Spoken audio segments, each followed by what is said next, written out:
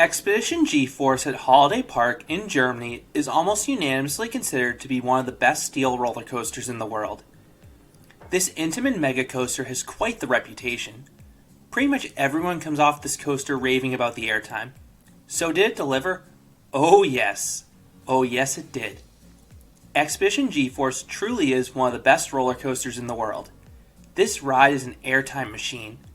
And it's sort of crazy this coaster even exists. In the year 2000, Holiday Park was a relatively unknown family park with only one roller coaster, a Vekoma steel looping roller coaster called Super Werble. But Holiday Park stunned the roller coaster community for their 30th anniversary by opening Expedition GeForce for the 2001 season. A pseudo hypercoaster is not the ride you'd expect a park to go with for their second roller coaster. It was a really bold move by Holiday Park, but it seems to have worked out for them. Expedition GeForce has been a perennial contender for the best steel roller coaster in the world, racking up countless awards along the way. Expedition GeForce has many things going for it, along with that legendary airtime. One of the most important things are the trains. Expedition GeForce still runs the old Intamin hypercoaster trains with the original T-bar restraints.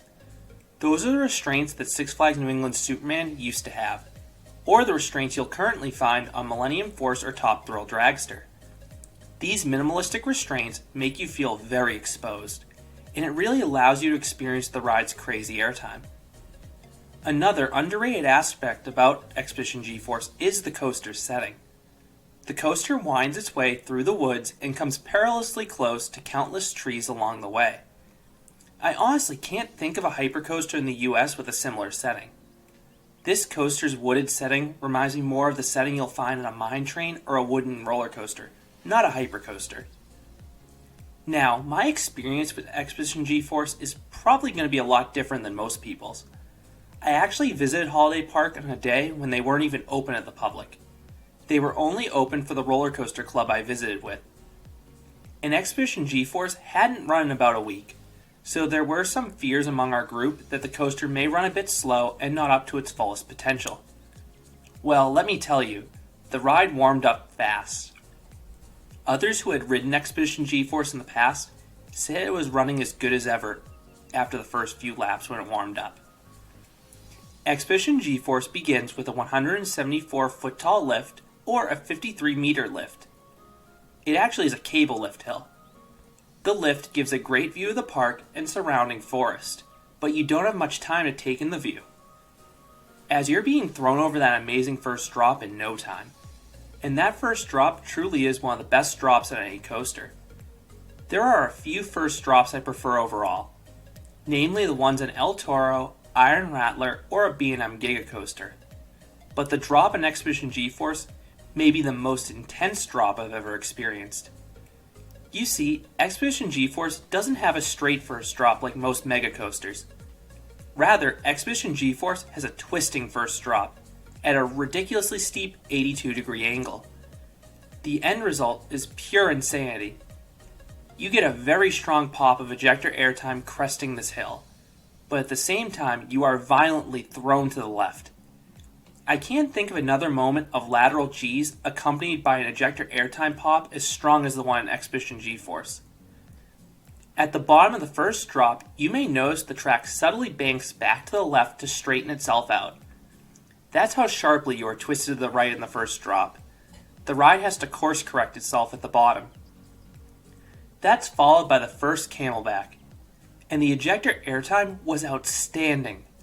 It's not only among the strongest ejector airtime moments I've ever experienced, but it's also among the most sustained. You are held out of your seat for a good 3 to 4 seconds. It felt equal to the airtime in El Toro's 2 Camelbacks, or the 4th hill in Superman at Six Flags New England. Intamin really is the master of sustained ejector airtime, and Expedition GeForce may be their best example of this, because you get airtime like this on every single Camelback and Bunny Hill. That's followed by the first of several overbanks. The overbanks on GeForce are not super forceful, but they do whip you through them.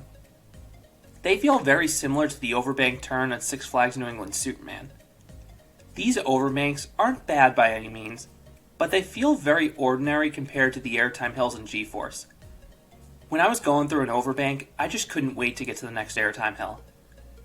And I didn't have to wait long because the second Camelback, or third hill, delivered sustained ejector airtime equal in strength to the prior hill. That's followed by 2 more overbanks. Again, this is the only lull in Expedition GeForce, but I'm willing to forgive it.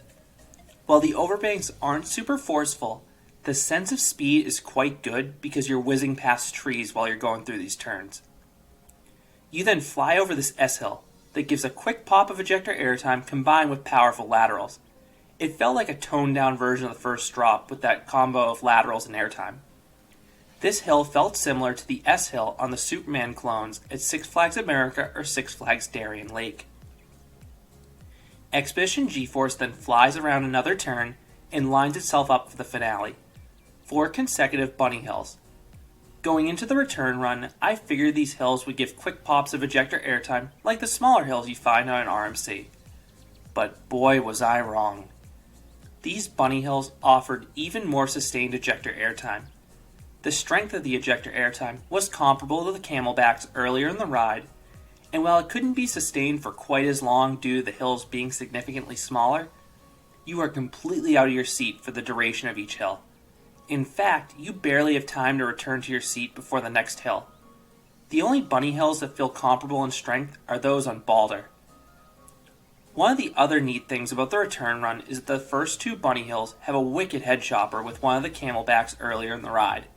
So you're not only getting otherworldly airtime, but you also think you're going to be decapitated by a support. It really is an exciting finale. Expedition GeForce is relentless, and it's the best coaster in the world to experience sustained ejector airtime in my opinion. I think the airtime on Skyrush may be a pinch stronger, but the T-bar restraints in Expedition GeForce are significantly more comfortable, making GeForce the better overall ride to experience that airtime. That being said, even with the T-bar restraints, you will still feel the airtime the next day. Again, these are the same restraints as Millennium Force, and I never hear anyone say anything negative about those restraints. The airtime on Expedition GeForce really is that strong that you'd feel it no matter what the restraint was. So what would I rate Expedition GeForce? Without question, this coaster gets a 10 out of 10. When you're the best in the world at sustained ejector airtime, how can I not give Expedition GeForce a perfect score? You have one of the best first drops in the world, and 7 of the best airtime hills as well. And it goes without saying that this coaster is immaculately smooth as well. For that reason, Expedition GeForce is a top 5 roller coaster for me. And that's no small feat when you've ridden over 1,000 roller coasters. In terms of seat selection, I recommend the back. The airtime felt a bit stronger back there on the Camelbacks, and you also get to experience the first drop at its craziness. The pull over that drop is amazing. However, definitely try the front seat as well, because the sense of speed up there is superior. So those are my thoughts on Expedition GeForce. What are your thoughts on Expedition GeForce? Have you ridden this world-class coaster, or is it on your bucket list? I would love to hear your comments down below. If you enjoyed this review, I'd appreciate if you gave this video a like and consider subscribing, because there will be a lot more amusement park and roller coaster videos here at Canopy Coaster. Thanks for listening.